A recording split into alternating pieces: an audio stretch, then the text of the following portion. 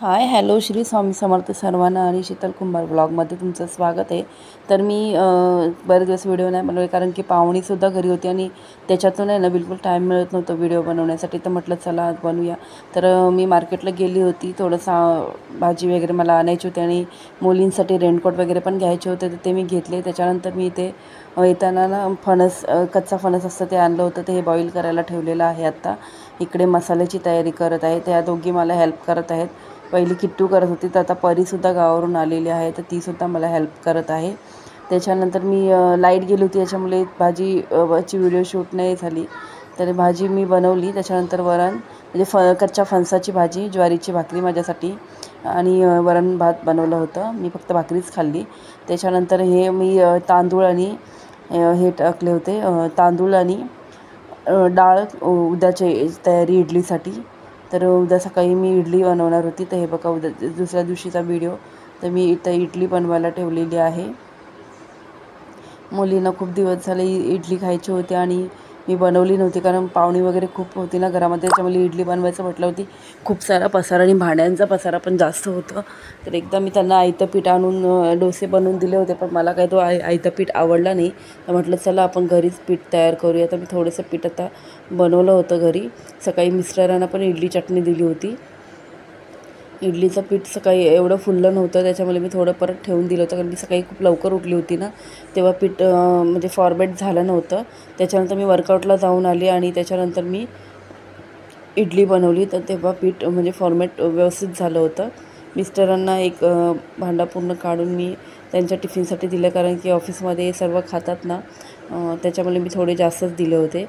त्याच्यानंतर हे मुली झोपल्या होत्या, तर मी वर्कआउटवरून आल्यावरती सर्व कामं वगैरे आवरल्याच्यानंतर म्हटलं गरम गरम मुलींना फ्रेश झाल्याच्यानंतर त्यांना खायला देते।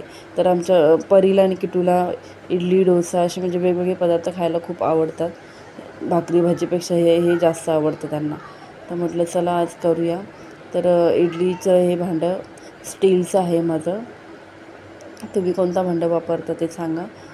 मी त्याच्यामध्ये पडलं थोडं ते लावताना स्क्रू, तर थोडं वॉश करून घेते। सर्व पीठ लागलं होतं ते बघा, असं वरती त्याला वरती लावण्यासाठी दिलेलं आहे टोपण।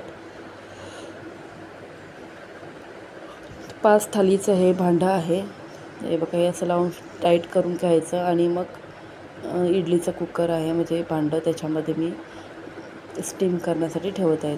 तर 4 इडलीचे म्हणजे 20 तरी इडल्या निघतात एका भांड्यामधून।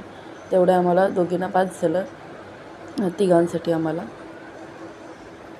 तर आता एक 5 मिनटं थोडं स्टीम करून घेऊया।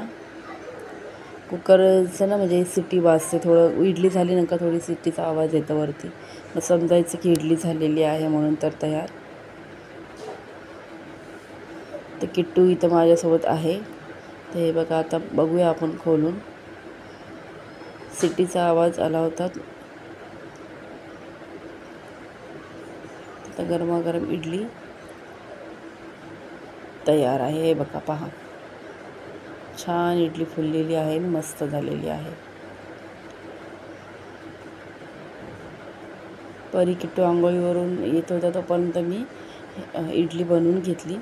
चटणी सकाळी बनवून ठेवली होती मी, म्हटलं इडलीचं पीठ तयार झालं होतं आणि मी ॲक्च्युली 5:30 वाजता उठलेली ना, तेव्हा पीठ तयार नव्हतं। ते बघा छानपैकी इडली, मग मी ते जाऊन वर्कआउटला जाऊन आल्याच्यानंतर इडली बनवली। म्हटलं घाईघाईत आत्ता जर बनवलं तर चांगले होणार नाही, त्याच्यामुळे मी चटणी बनवून घेतली आणि पीठ तसंच ठेवून दिलं। तर आपण हे थोडं थंड करायला ठेवूया। गरम गरम काढले तर ते तुटतात, त्याच्यामुळे मी थोडंसं त्याची वाफ निघून गेल्याच्या नंतर काढते। ते बघा 4 आहेत, त्याच्यामध्ये 20 इडली एका भांड्यामध्ये निघते। तर अजून थोडा पीठ होतं, ते बघा चटणीसुद्धा मी बनवून ठेवली, मिस्टरांना दिली, त्याच्यातली उरलेली ठेवलेली आहे आमच्यासाठी। पोरी ना असं सुक्या खातात। तर चला बाय बाय, इडली तयार झालेली आहे। श्री आता आमची गरमागरम तयार आहे। तर थँक्यू फॉर वॉचिंग।